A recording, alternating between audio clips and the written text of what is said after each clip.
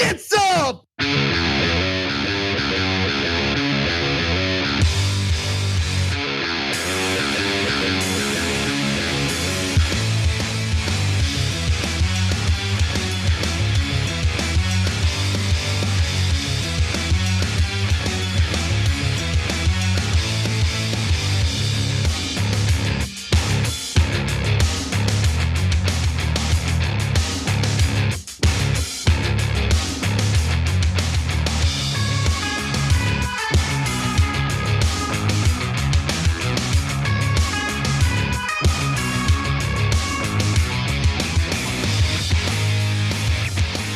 All right, welcome to the Young Turks. Cenk, Uygur, and Kasparian with you guys. State of the Union tonight. It is electrifying.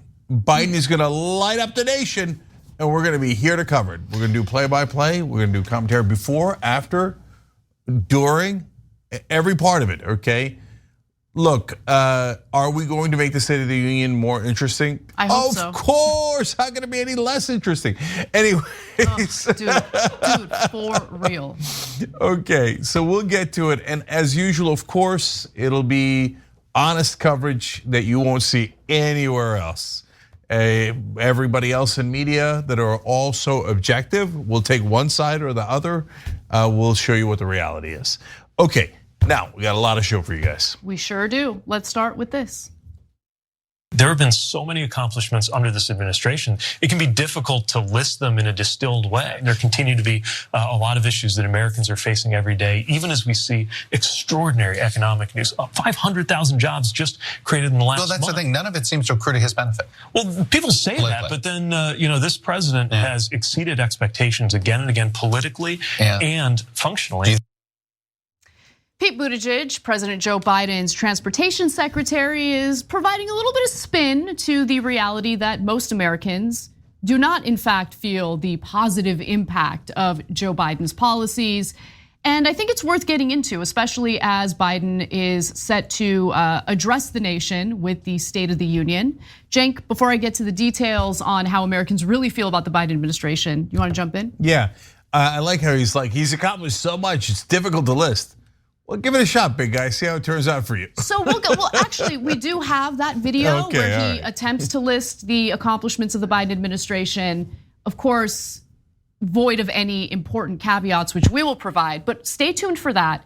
I think what's important is to kind of fill you in on what polling suggests in regard to the American people and how they feel about Biden's administration. So there was a poll done by the Washington Post and ABC News, and here's what they found. The poll finds that 62% of Americans think Biden has accomplished not very much or little or nothing during his presidency, while 36% say he has accomplished a great deal or a good amount. On many of Biden's signature initiatives, from improving the country's infrastructure to making electric vehicles more affordable to creating jobs, majorities of Americans say they do not believe he has made progress. And I'll explain why in just a moment, but unsurprisingly, if you break down this poll based on party lines, you will notice people, of course, go into their corners. But the important thing to focus on, in my opinion, is how independent voters feel. So if you take a look at this graph, it'll show you that the majority of Democrats, 77%, do in fact feel that Biden has accomplished a great deal or a good amount. Unsurprisingly, only 7% of Republicans feel the same way. But when you go to independents, only 32% feel that Biden has done a great deal or good amount. 66% do not feel that way. They feel not very much or little or nothing. Yeah, so let's start to break it down. Look, there's two things that are at play here. One is marketing. Has Joe Biden pushed the things he's done strongly enough, loudly enough? So for example, the reality is often in the middle, and in this case, it's very much so because there are some things that Biden has done a very good job with. Over 500,000 new jobs added was amazing. Unemployment is at a record low since 1969. So is he doing a good enough job of touting that? No, he's not. Something that the Biden administration is sorely lacking, and it's a Democratic problem at large and has been for decades, is someone loud. They're constantly whispering. And Joe Biden will lean in and go, oh, he loves to whisper. No, seriously, This is not a joke. Well, of course it's not a joke. Why do you keep saying that after every sentence?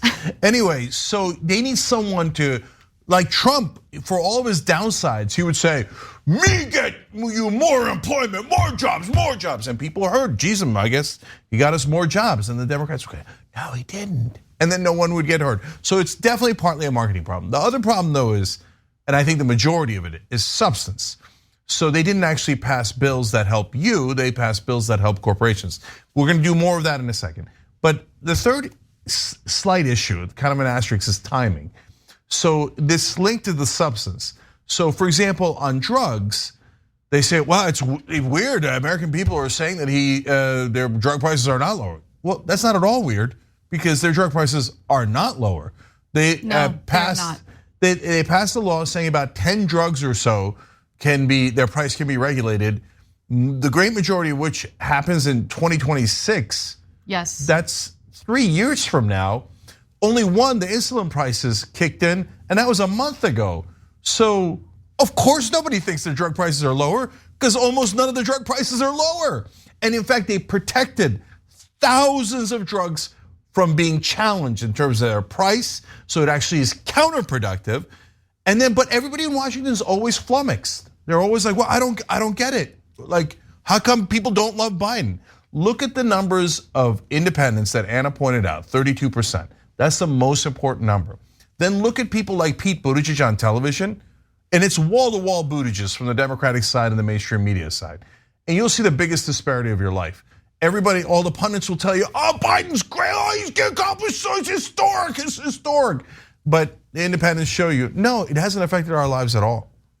Yeah, the thing with Buttigieg is he is part of the Biden administration. So of course he's going to put a spin on the successes of the Biden administration or lack thereof. And I say lack thereof because at the end of the day, what they like to tout is their infrastructure bill, which is, again, we've talked about this a million times, a corporate handout because it relies on public-private partnerships. What does that mean? That means US taxpayer money, meaning our money, will go toward corporations, will enrich corporations, which will, by the way, likely pad their pockets and inflate costs to do these infrastructure projects. Let's also keep in mind that, let's say this was completely publicly funded, publicly built, government jobs instead of relying on corporations. When it comes to infrastructure, clearly, Americans are not gonna feel the benefits of that right away because it takes time to build and improve the infrastructure.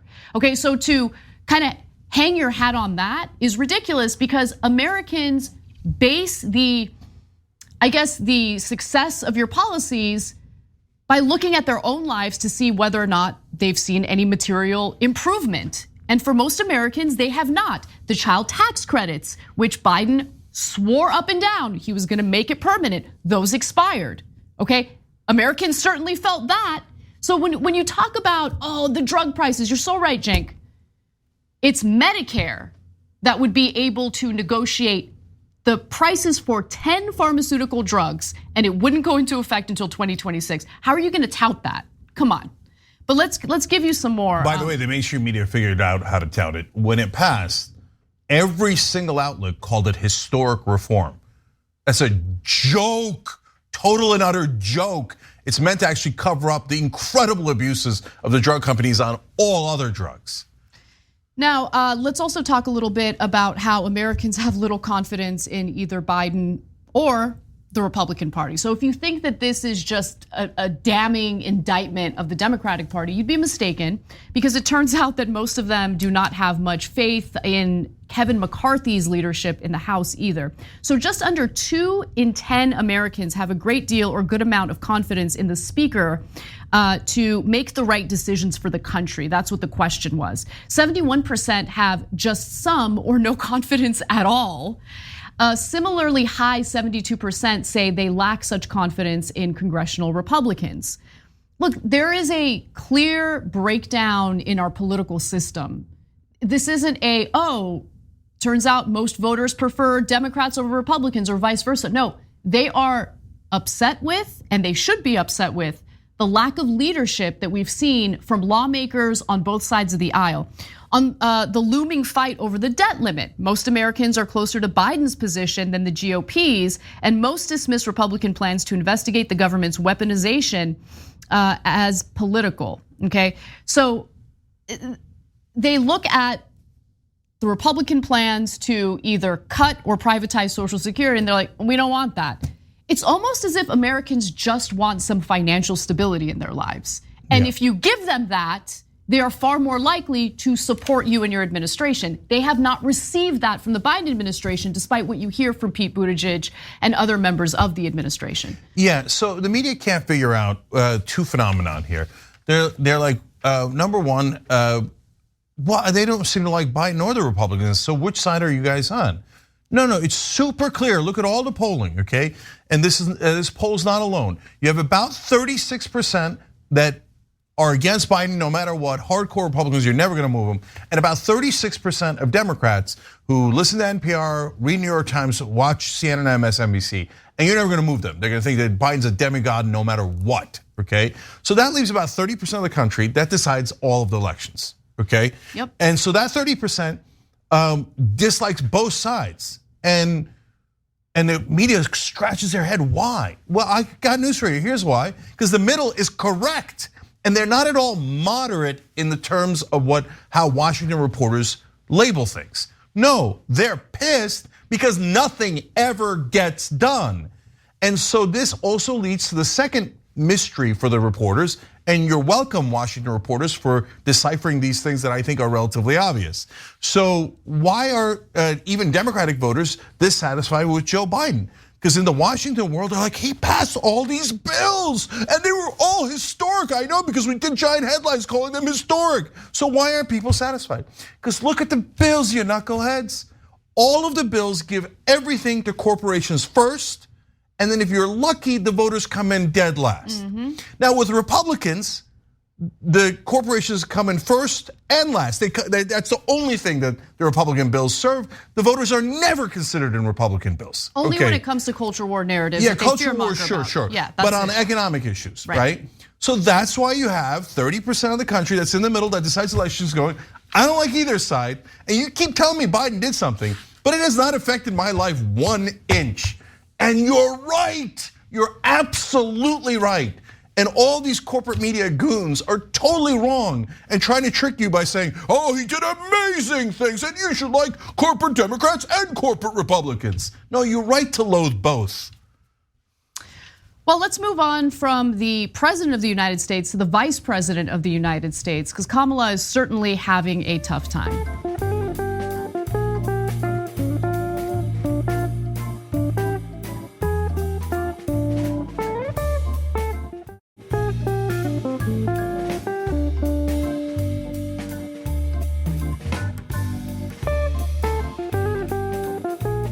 A new report in the New York Times indicates that Kamala Harris's closest allies have pretty much given up on her as vice president. That is not a good sign. A quick excerpt from the piece. The painful reality for Harris is that in private conversations over the last few months, dozens of Democrats in the White House, on Capitol Hill, and around the nation, including some who helped put her on the party's 2020 ticket, said she had not risen to the challenge of proving herself as a future leader of the party, much less the country. Even some Democrats, whom her own advisors referred reporters to for supportive quotes, confided privately that they had lost hope in her. And to be quite honest, I haven't really seen much of Kamala Harris during the administration. I will also say that in the beginning of Biden's term, he kind of gave her this impossible task of solving immigration, essentially setting her up to fail. So let's be fair about that.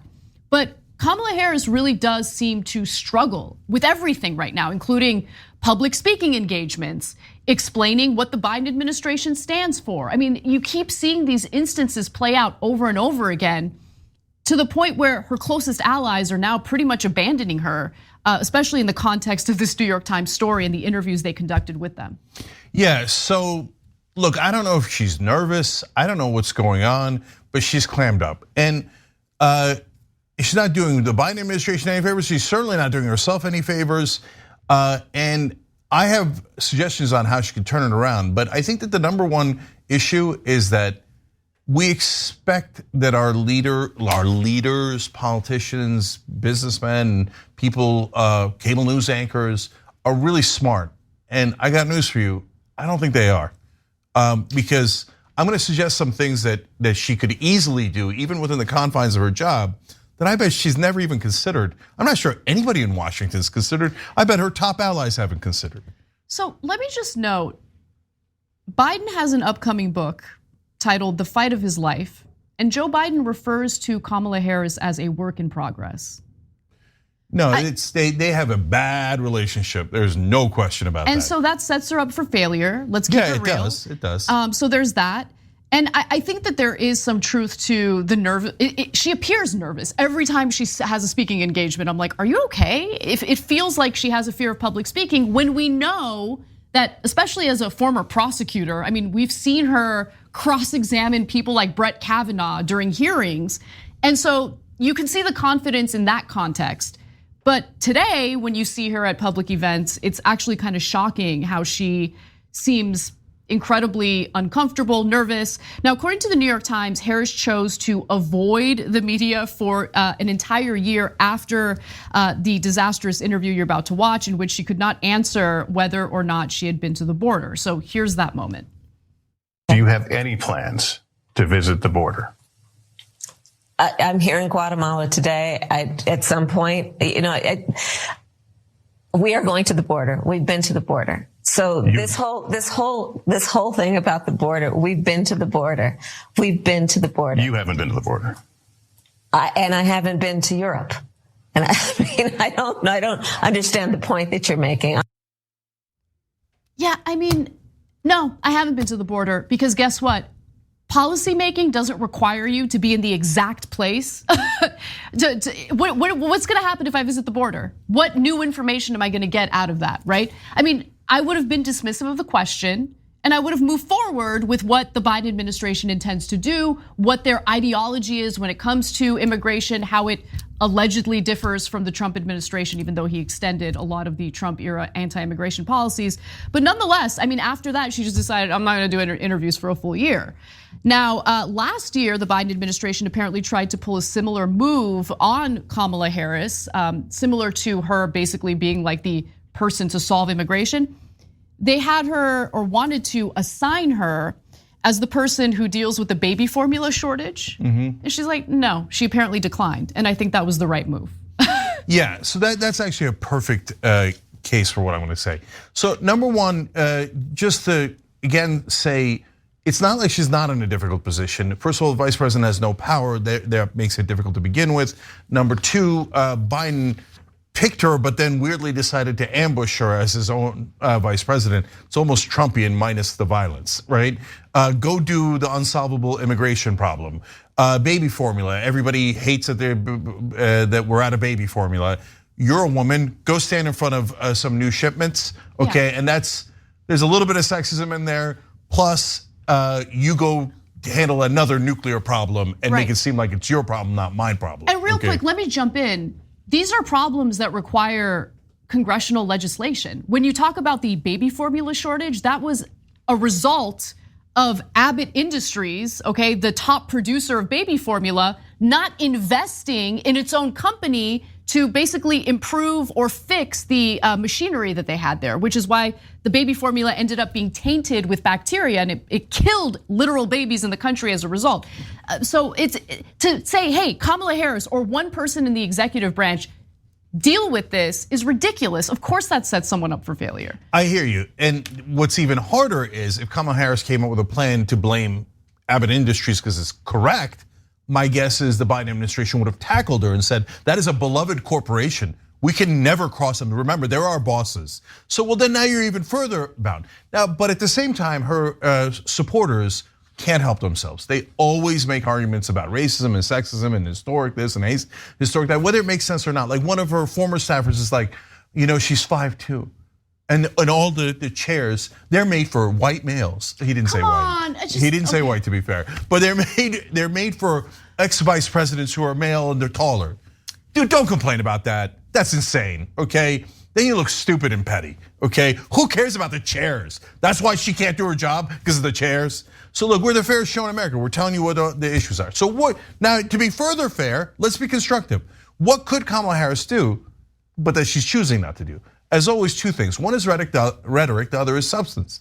So for example, we're gonna show you later in the show on a different topic, on the issue of immigration, Maxwell Frost, the youngest congressperson ever in America, American history, did a great job of questioning people in his first hearings, and he said, hey, he asked the officials in charge, hey, has the border policy changed between Trump and Biden? I mean, this is what we say on the Young Turks all the time, right? And the answer is, no, of course it hasn't.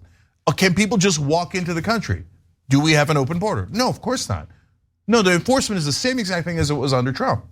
Oh, that wasn't hard, was it? Why didn't Kamala Harris do that?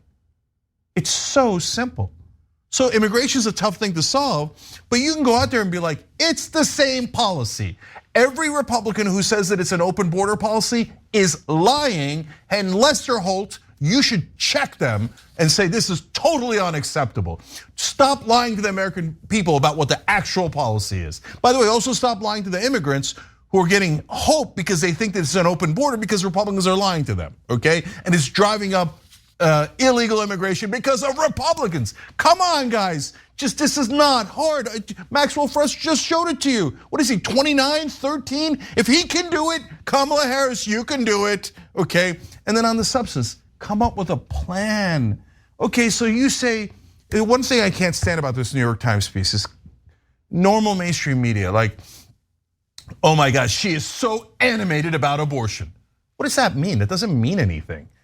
So she really cares about that issue. And how does she show that? So here's how I would show it. I would come up with a proposal, right? And here's how we could fight for women's rights. And I would go pitch that to the president. And then I'd pitch another proposal until they said, hey, good one, and they say, hey, Mr. President, can I please go campaign on your behalf in the Democratic Party in all these places? And if she had done that, when we won on a choice in places like Montana and Kansas and Kentucky, then she would have gotten credit for it, right or wrong, right? But if you sit on your ass on your chair that's too high and don't do anything, that's when people are gonna say, I guess she's not cut out for the job, because I haven't seen her do a goddamn thing. And that part is totally correct. When we come back from the break, Ron DeSantis is getting a taste of his own medicine from Donald Trump. I don't want to give away too much, but the word groomer comes up. That and more. Damn. Next, don't miss it.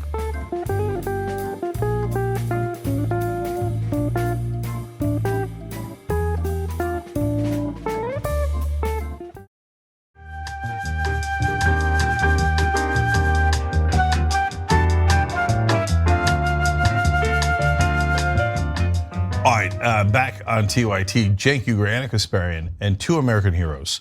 Lauren McRae gifted 5 Young Turks memberships on YouTube. She gives it out to other members of the community. Lauren, you're amazing. And so did Stone Canuck, American hero, even though he's a Canuck. Don't care, giving you the American hero title anyway. All right, everybody, you can join by hitting the join button below the video on YouTube or tyt.com/join. Casper. Well, let's talk a little bit about this ongoing war between DeSantis and Trump. After terrorizing teachers by implying that they might be groomers, Ron DeSantis now appears to be getting a taste of his own medicine because Donald Trump is accusing him of being a groomer. Love it. My God, this story. Yes. Okay. This story is insane, but also chickens come home to roost. They do. Sometimes they come home to roost, which is why it's really, really important to not normalize a political environment where you start accusing people of being groomers or pedophiles when there's absolutely no evidence of that whatsoever. No, I can't wait. Okay, yeah. I just have to say 2 words before you tell us the. Oh, you just have to say something. I just have to say it. One is cock-a-doodle-doo. The other is a Jamaican word, all good. Okay, that means I'm glad it happened to you. All good, all good. Let's see. So I'm thinking about joining Truth Social just to follow Trump, okay? Because his posts are lit. All right, so let's go to the first post. He retruthed someone who shared a photo of a very young Ron DeSantis, 23 years old, when he used to teach at a high school, okay? This was at a boarding school. Apparently it shows him drinking with some high school girls. We did fact check this to make sure it was in fact a picture of Ron DeSantis and that he did in fact party with girls in his teaching capacity at this school. And the New York Times had reported on it previously, so it is true. Anyway, so Trump says this, "That's not Ron, is it? He would never do such a thing." Can't have that happen. Can't have that. Okay, so the most shocking part of this whole story is that Ron DeSantis was a teacher. I mean, the guy who has declared war on teachers in 1,000 different ways was a teacher, apparently. For a brief period of time, from 2001 to 2002, that was the school year he taught at this particular school known as the Darlington School. It's in Georgia. As I mentioned earlier, it's a boarding school. He was 23 years old at the time. He had just graduated Yale and was about to go to Harvard, which makes me really lose a lot of hope in any of these Ivy League schools. But nonetheless, that's what happened. So look, do we think that Ron DeSantis was an actual groomer at the age of 20? No, the whole grooming thing. Look, is grooming a real thing? Yes. Is it political? No. It has to do with actual sick people who do it, and it's a whatever percentage of the population that it is. But to say that Republicans or Democrats or certain politicians do it, no, it's just the worst kind of demagoguery. Political hatchet jobs, etc. But now the hatchets are directed towards themselves. They're in a primary, kind of. Good luck. Start wielding those hatchets. Have fun. Just choice entertainment, the 2024 Republican primary, okay? And make sure you tune in here for all of that coverage. Now, that wasn't the only post. Trump later retruthed the same person, Dong-Chan Lee, who said Ron DeSantis was having a drink party with his students when he was a high school teacher. Having drinks with underage girls and cuddling with them certainly look pretty gross. And then he used a word, ephobophilia, or I don't know what. Okay, so that basically means having a primary sexual interest in mid to late adolescence. Okay, have you heard that word? That is very specific. No, I have not. Listen, if you know what that word is, you're sus. Like most people don't know what that is, right? Like you'd almost have to be accused of it in court to know that word. Yeah, I can't even pronounce it. Anyway, nonetheless, so Trump retruthed that and said, "No way," or "No way," or "No way." Can't let that happen. Can't let that happen. So, as we mentioned, the claims aren't 100%. Look, do I think he's a groomer based on what they've presented? No, there's no evidence that Ron DeSantis is a groomer, okay? But he did teach at this school. We gave you the facts. But he was a teacher, and aren't they all, huh? What was he doing with those underage girls? Teaching them. Okay, I love it, I love it. So, hey, MAGA guys, you tell me. I mean, is Trump lying? Or is Ron DeSantis a groomer? Not for me to decide, it's for you guys to decide. Well, I mean, you're addressing the MAGA crowd. Yeah. And we do have some sound coming from a MAGA pastor who is very much concerned about the lack of loyalty toward his preferred Republican presidential candidate. Let's watch. There is no MAGA without Donald Trump. It infuriates me to the core to see disloyalty. When you separate the man from a message, all of a sudden the message will die because the anointing is on the man. Donald Trump is the leader of the MAGA movement. You watched what happened to him 2 short years ago. You saw it with your eyes around midnight. Amen? For you to leave him now makes you a traitor of the MAGA movement. I don't care if you like it or not. When you do not support the man that God has ordained for the job, you are a Judas. Riveting commentary there. Kind of was, though. Definitely compelling, yeah. No, can I just comment on his riveting commentary? Number one, I thought maybe he should have put on a shirt instead of the robe that he came out of the shower with, okay?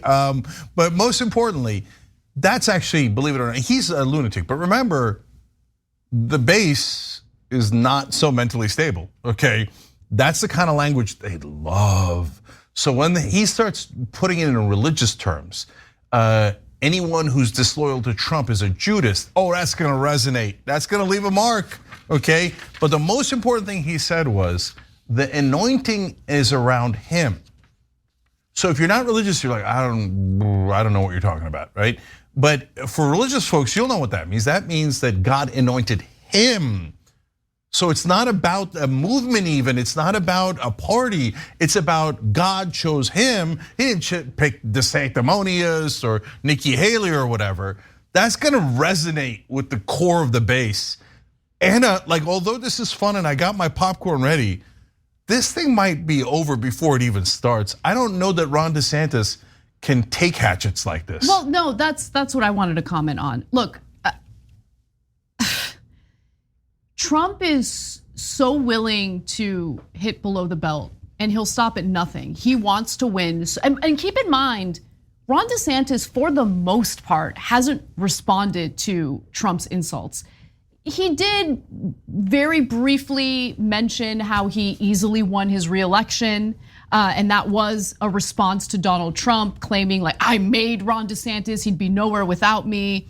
That was it though. That was the only real response I saw from Ron DeSantis, and he wouldn't even name Trump in that response. So I don't know if DeSantis has a strategy here. I don't know how he intends to essentially get through the primaries if he is in fact planning to run. But we've seen other Republican candidates up against Trump and they tried to take the high road and it didn't work out for them. No way, not with that base. You crazy? That base loves groomer talk. And of all people, Ron DeSantis should know, because he based a lot of his campaigning in Florida about accusing Democrats and teachers and others of being groomers. Oh yeah, you gotta watch out for them, man. You don't say gay in school, the groomers, etc. That's the monster that he was feeding. And now look, the monster has arisen yet again. And he's not gonna know how to react. He's a standard politician. And so you're gonna find out who Ron DeSantis is. Because if he's a man, he'll get up and he'll punch back. And he'll go take the $500 million from the Koch brothers and kick Trump's ass, okay? But if he's not a man, which I suspect I'd put a lot of money on him being soft and weak, he will cower under Trump's attack, tuck his tail between his legs and run away like a little boy. A few other things I want to just quickly mention. Other things that Trump posted about Ron DeSantis. I'm not even done yet. He also posted a meme from an account claiming that DeSantis was against the border wall, okay? And he said, wow, if I knew that, I wouldn't have endorsed him. And he would have had to quit the race, down 35 points.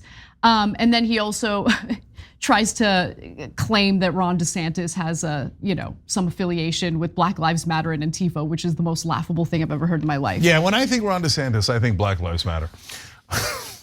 Okay, but Trump, there is no bottom to that barrel. He will hit you in every way. I mean, he's calling DeSantis basically a pedophile. That's what a groomer grooms kids to have sex with them. That was considered unthinkable pre-Trump from any politician against anyone else. Now he's doing it to the second most popular Republican in his own party. Okay, so now let me just be a little bit of a downer because we get giddy when we see this kind of infighting. It is entertaining, but just a little bit of mature commentary. No, it's disastrous for what it means for the country, right? When politics becomes mudslinging and nothing more than that, because it's nothing more than that. They're not debating policy here, right? They don't have a real political disagreement here. It's just two individuals who are obsessed with power and want power. And while Ron DeSantis isn't punching back much yet, all Trump is doing is punching DeSantis specifically because he wants power. He wants to win and he doesn't want anyone to challenge him, okay? That doesn't give voters very many options. That's the issue, right? When we're not talking about policy, when we're not basically insisting that candidates talk about the issues that really matter to us and have an impact on our day-to-day lives, it's all just theater. It's all garbage. It's all about two powerful, wealthy individuals duking it out for their personal gain and enrichment. And that's it. That's all it is. Well, that's 100% true. And guys, I'll add the second, don't get too giddy, because at the end of the day, Trump is the one guy who has shown a clear intent to destroy democracy. That when he didn't win an election, he was like, I don't care about democracy at all. I want to shred it. Give me some fake electors, give me a riot, and let's try to end this goddamn thing so I could be dictator. And he's praised dictators over and over again when he was president. He's like, it's so great. Everybody stands up and applauds and nobody criticizes. Yeah, because it's not a democracy. So the real problem here is that Trump is now back to above 50% easily, right? The mainstream media, if you ask them, they got him at like 10% again because they're like, oh, he doesn't have enough money. Who cares? He has a connection with the base. He has infinite free media as he does these attacks. No, I got him at significantly above 50% again, because all he ever does is roundhouses, honestly, below the belt. I mean, how much can these regular politicians stand getting hit below the belt? You know what I'm talking about, 2,000 times.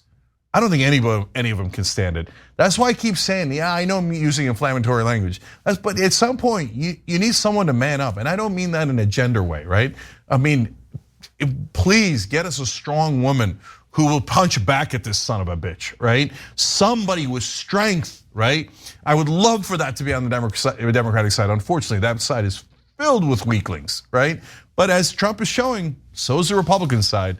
I mean, I believe Ron DeSantis is strong when I see it. I haven't seen anything at all yet. All he's ever done is punch at teachers and people who have no power. Let me see you up against Trump and see what you got, dog. My guess is nothing, nada.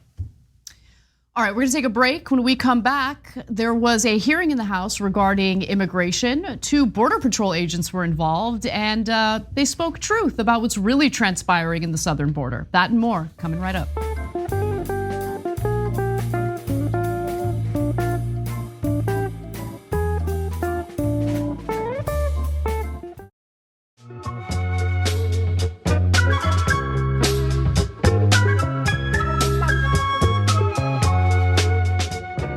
All right, back on TYT. Cenk, Anna, and several American heroes with you guys. Michelle Eaton and Michael Norris just joined. And Jeanette Villanova became a member and then wrote in, love TYT, Cenk, and Anna, at Power Team with a blue heart. Well, blue heart right back at you, okay? Great news is we're gonna be covering the State of the Union today, which will likely give you guys many opportunities to write in and lots of opportunities for Cenk to read your comments. Oh, so, good, okay. Yeah. Did you read between the lines what she just said? Did you read between the lines? Oh yeah, I think I did. Okay, all right, let's keep going. Okay, let's do it. Would you agree that the narrative being peddled right now that says that an insane amount of fentanyl is being brought into this country by illegal immigrants? Freshman Democratic Representative Maxwell Frost did an excellent job breaking through some of the myths we've heard from the right wing when it comes to President Joe Biden's policies at our nation's southern border. Now, the answer from the Border Patrol agents is fascinating to say the least. But before we get to that, I just want to say it is shocking that no other Democrat was as effective and concise in asking the kinds of questions that Representative Frost did in the context of this immigration-related hearing on the House floor. With that said, here's how the Border Patrol agents responded. An insane amount of fentanyl is being brought into this country by illegal immigrants, specifically. Would you say that is true? Sir, again, we're here to report on the facts on border security. I probably differ from giving an opinion on anything in the news right now. With the data, right? Because that's probably doubtful. I can't provide a factual statement. No, I appreciate it. I agree, right? It has to be rooted in the data. You know, a Cato Institute report and CBP data shows that more than 85% of the illicit fentanyl entering the United States is brought in by citizens of the United States of America. So, Mr. Chairman, I request unanimous consent to enter into the record the 2022 Cato Institute report demonstrating that illicit fentanyl is primarily trafficked by US citizens at lawful ports of entry. So that was one myth that was debunked by Representative Frost and by Border Patrol agents who were part of this hearing. But that's not the best part, in my opinion. There was another question that he asked, which we're gonna get to in just a moment. Before we do, Cenk, why don't you jump in? Look, the guy's 26 years old, and I think that's a giant advantage. And that's because he can Google things, and he's not ancient, and he has energy, and he's a progressive. He's not dead inside. Right, yeah, and he can make simple points, which honestly, a giant number of Democrats can't even make the simplest point. They keep just letting the Republicans say that, the illegal immigrants are bringing in fentanyl. Well, it's just not true. Why don't you just tell them the fact? And he did. Well, wasn't that easy? And you know what Republicans have to say about that? Nothing, because they're lying. And when he gives you the data, they run away. It's not that hard. Wait till you see the second one. And by the way, just let me comment on the myth itself, because it shows the lack of seriousness coming from the Republican Party in regard to this very real crisis we're dealing with in this country right now with fentanyl overdoses, okay? Almost 100,000 people died of drug overdoses last year alone, and the majority of those overdoses were caused by synthetic opioids like fentanyl, okay? If you politicize it and just turn it into an anti-immigration issue, well then you're not actually genuinely concerned about finding solutions to this very real problem. Now with that said, this was my favorite part of Frost's line of questioning. Let's watch. For many folks around the country who might only watch far-right media or just listen to even some of the folks on this committee, I'm curious, Chief Chavez, when President Biden took office, did your agents stop enforcing the border and just allow everybody to come in, thus creating what we hear here is an open border? Did that happen when the president took office? Sir, thank you for your question. The answer is no, sir. Okay, we thank you. continue to enforce policy and laws. Thank you, I appreciate it. Chief Modlin, when President Biden took office, did the border just open and did y'all stop enforcing your policies? Also, thank you for your question, sir. I can tell you this is the 5th administration I've worked for, starting with the Clinton administration, and Border Patrol agents do their job every day. Thank you, I appreciate it. Look, as y'all probably realized by now, a lot of these hearings are not really about solutions, they're about politics. And for me, I believe solutions must be rooted in facts. I loved that last statement. It's not rooted in facts, it's not rooted in policy solutions, it's just politics. And it's so important to drive that point home, because the reason why we don't have solutions to the immigration issue is because Congress hasn't passed legislation to address it. So it's real easy for Republicans to complain about what's happening on the southern border, but are they working on legislation to do anything about it? Is there any reform that they're willing to work on? No, they just want to politicize it for their own personal electoral gain. So I want to suggest what they can do in a second, but first, the most important thing here is look at how simple that was, guys. We've been waiting like 20, 40 years for a Democrat to make the most obvious points in the world. Guys, hey, Custom Border and Patrol, is the border actually open? No. It's just a total myth that they made up. How easy was that? That was so easy. And we say it on the Young Turks all the time. We give constructive solutions and we say, hey, why don't the Democrats say that there is no open border, that of course the law is still in effect, and that every Republican that says open border is a liar? Why don't they just say these obvious things? And then like reporters and pundits will be like, no, the sophisticated thing to do is to not fight back. That's fourth dimensional chess. You just like lie down and let them run over you, and that's super sophisticated. No, it's not sophisticated. You're supposed to actually say the truth. Ask them obvious, easy questions. So great job by Maxwell Frost. Please elect younger people. Like the older generation of Democrats don't know how to fight, don't want to fight, love Republicans, don't like their base.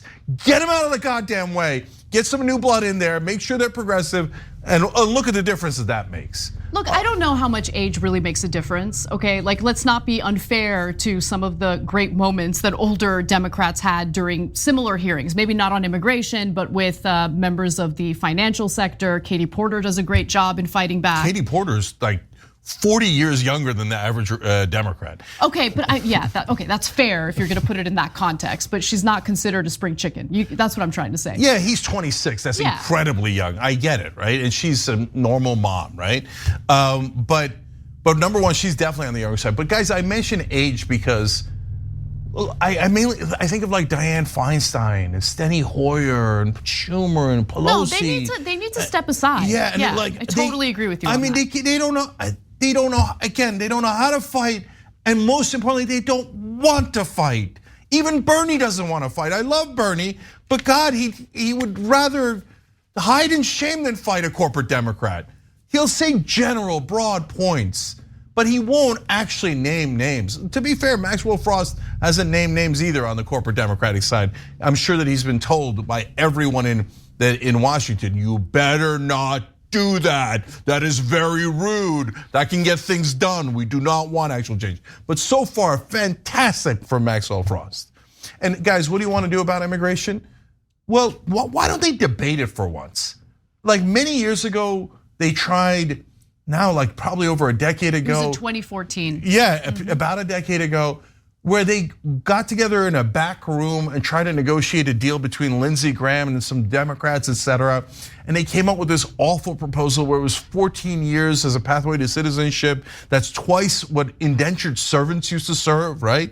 It was a horrible bill, and even that didn't pass. So take it out in public. Democrats make your points. Republicans say, oh, we hate immigrants and we don't want any of them to ever come in this country, and then debate it, right? Nope, we're never gonna have that. Instead, we're gonna have nonsense politics that have nothing to do with policy, filled with nothing but lies. Now, I had forgotten that Paul Gosar still exists, and unfortunately he does, in the context of Congress. And I just wanna show you his part of this hearing, so you can juxtapose it with what we saw from Representative Frost. Pay particular attention to the woman and her facial expressions, the woman behind Gosar as he goes on his weirdo unhinged rant. How would Biden do this? To create chaos? To sow discord? What is the answer to this mess for Biden and the Democrats? More Big Brother? More control? Even changing our culture? I don't know who that woman is, but she's all of us at this moment. Anyway, change our culture. We know what he's referring to there, right? It's more of the white replacement theory, gobbledygook. And it's conspiratorial, ridiculous, and really offers no solutions to the border crisis that they love to fearmonger about so much. So okay, so look, he's alluding to the white great replacement theory, et cetera. It's noxious. And by the way, Maxwell Frost called that out too. So just A+ on that. But Paul Gosar, are we pretending he's not mentally ill? Like if you put it in a movie of a guy going, and they're trying to replace our culture, I would say that's over the top. Hey, Oliver Stone, bring it down, right? I mean, like the only thing that was missing was, right? Like, no, the guy's mentally ill. There's no question about it, none. I'm not a trained therapist. I can tell you that guy has massive mental problems. He belongs in a clinic way more than in a Congress. And we all have to treat him like we have to have a debate. Oh, is Mexico trying to replace white people in cahoots with Joe Biden? Let's have a debate with the guy going, I think they are. Okay, well, Republicans, so proud. You must be so proud of your representative. All right, well, why don't we wrap up the first hour with this doozy of a story involving Candace Owens making insane accusations.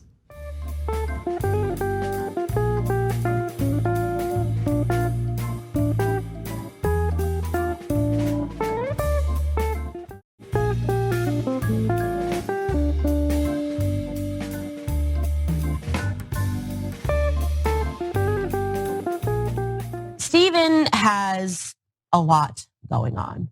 I guess is the best way to say it. He has a lot going on, and that should be clear because people don't do stuff like this if there's not a lot going on in their lives. You don't sell out your friend. You don't record conversations. These things are actions of individuals that are perhaps acting out of desperation. You have to dig deeper. You have to look deeper to fully understand the picture of why somebody might do that. We didn't know it at the time, but 2 weeks ago when Candace Owens tried to essentially threaten Steven Crowder by outing him about some secret thing that he's hiding from everyone, She was actually carrying out a tactic that she is quite familiar with because she tried carrying it out with other people, including a reporter or journalist by the name of Jesse Singal. So Jesse Singal had reached out to her because he was working on a story that she was part of. And she didn't like that he had reached out to her. And so she responded to the request for comment for his story with a threat. Now, before we get into those details, let's watch the rest of what she had threatened Crowder with, so you get a sense of what she's really about. His actions are a symptom of something much larger, and I want to choose my words very carefully here because I'm not angry anymore. I would like to implore my audience and everybody that isn't paying attention to this situation not to condemn him, but to pray for him. Sometimes people need a prayer. Sometimes people need a scripture. I am certain that in the near future, more information will come out. I do not think it is my place to say more than that. Well, probably what I should say is I am unsure at this moment if it is my place to say more than that. Yeah, so that threat is very clear. Now, she hasn't come out with any specific accusation, but let's move on to Jesse Singal and what happened here. So in 2016, Jesse Singal wrote a piece for the New York Magazine about Candace Owens' Kickstarter project called Social Autopsy. We had actually talked about it on this show as well. Social Autopsy was meant to essentially link anonymous social media profiles to the owner's identity, real name, and make that information publicly available to their employers. And the idea behind it was to squash cyberbullying and to reveal the identities of these individuals so they couldn't hide behind anonymity as they were bullying people online. That project got a negative response from everyone all around, right? Because even though, let's say the left, for instance, is not in favor of online bullying, there are legitimate reasons why people would want to protect their anonymity or their identity through anonymity online. Anyway, now Social Autopsy, again, was widely criticized, and later she decided that Zoe Quinn and Randy Lee Harper, two anti-harassment activists and frequent targets of Gamergate, were the masterminds behind the hate that was directed toward Social Autopsy. Now, Singal's piece sought to debunk that, and he did. He debunked that theory that Candace Owens had. Now, in response to his email asking for her to comment on his piece, she threatened him. Before I get to the threat, Cenk, any thoughts? Any initial thoughts? So look, if Candace Owens has an actual story of, let's say, sexual harassment that Steven Crowder did, she should definitely say it, right? And she shouldn't be embarrassed to say it. If it happened to her, it's not her fault, right? And so we on the left support any woman who's going to come out and say it.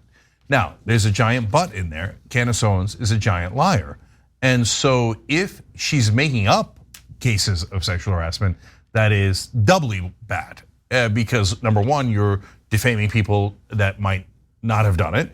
And number two, you're using it as a political weapon and thereby making other people's claims less credible. Because people go, well, you remember when Candace Owens made it up, you remember when that person made it up, et cetera, et cetera. So the main question here is, does she actually have the goods? Or is she just making this up regularly just to smear whoever's her opponent? Well, let me read you her response to Jesse Singal, and then we'll go from there. She writes, "Hi, Jesse. I just want to officially put in writing that you are making me very uncomfortable, and I do not feel safe anymore." Mind you, he just emailed her asking her to comment on the story, okay? She continues, "I am asking for you to stop following me and my every move on Twitter. I've had a few women reach out now, and I know about your history with women going as far back as your college days. I also know that whatever transpired between you and Jamie Walton after she called you a predator, it was sick." Now, mind you, she provides absolutely no evidence that anything had happened between Jesse Singal or any woman that he went to college with, but I'll continue, there was more. "I do not have a prior relationship with you, and because so many journalists and women find you to be a predator, I'm asking you to leave me alone. You need to draw a line with your obsession with me. Please let me know why/if you feel you can't do that, or if you feel I should join the other women before me who were forced to get the police involved. Now, if you're wondering who Jamie Walton is, Jamie Walton, of course, the woman that Candace Owens named and made an allegation against Jesse Singal about, here's what we know about her, okay? So basically she had commented the following on a change.org petition that Owens made to discredit Singal. So he did the same thing to my org, conflated me with Gamergate because Allison Rapp hounded me like with fake nice emails and tweets trying to get me on record, behaves like a predator rather than a journalist. So glad I ignored him entirely. Later, Walton deleted her comment after her claim of behaving like a predator was taken out of context and Walton was harassed. Beyond that, we were unable to find any evidence that Jesse Singal was any type of predator when he was in college. So a couple of things. So Jesse Singal was the person who now made this public. You're not gonna make that public if you were an actual predator and those were real charges. Second of all, you just saw the quote. It had nothing to do with sex at all. Hey, you're hounding me because, and by the way, I don't know the veracity of that original story. Mainstream media often slants things. So maybe he did slant, maybe he didn't slant. I don't know, it's not at all pertinent. What is pertinent is no one alleged any kind of sexual harassment. He doesn't know Candace Owens at all. He just asked her questions about this policy issue that she's involved in. And she comes back with, maybe I'll have to out you as a predator and you're stalking me. That is bad faith 101. They've never been together in a room. He never did anything sexual towards her or anyone else. That is someone who weaponizes Me Too for their own personal gain. 1000%. That shows you what a terrible lack of character, right? She doesn't care about other women at all, just making up things left and right. And by the way, and this is really interesting, at that point, she was not yet a right winger. She was doing anti-Trump commentary. Yes. So what Candace Owens is a grifter in search of a treasure chest. She's like, where's the money? Where's the money? Where's the, left, I'll go left, I'll go left. Did you know earlier in her career, she sued for racial harassment? Yep. So she's sued for racial harassment. She's charged that other people were sexually harassing her when they've never even met her, right? And then she's like, I'm not getting enough money from the left. I need to go find a grift, a better grift. It turns out the right wing are suckers. They'll give me tons and tons of money for saying things against women and black people. Perfect. And she found her a nice little groove there, and she's been doing that grift ever since. These are some of the worst people on earth. Yeah, defaming people as predators in order to one-up them politically or just destroy their reputations because they're getting a little too close to the truth, it's too uncomfortable for you. We're just in such dangerous territory because these are serious allegations and you shouldn't accuse someone of something that you know they did not do or something that you have absolutely no evidence of. Again, accusing someone of being a predator can destroy their entire life. And Candace Owens knows that. She just doesn't care. She's willing to destroy anyone in her quest to both cover up her past and also make as much money as possible as a mouthpiece for the right wing. So if you're a right-wing follower of Candace Owens, do you support what she did in the past? Weaponizing sexual harassment that didn't even happen? Do you support her suing for racial discrimination? Or do you think, no, it's okay, she's found the light now. Now she knows that you smear the left, not the right, not this, not that. You just lie about everyone who's our opponents and you smear your own race and your own gender. So we like her now. Is that your best case for her? You know she's a grifter. By now, if you haven't figured that out, man, I feel terrible for you. When we come back for the second hour of the show, turns out Jimmy Dore has a pretty anti-worker contractual situation set up at his company. There's a big story on that. And later we'll talk about the big concern over ChatGPT not engaging in racial slurs. It's a real big problem according to the right wing. So we've got that and more coming right up.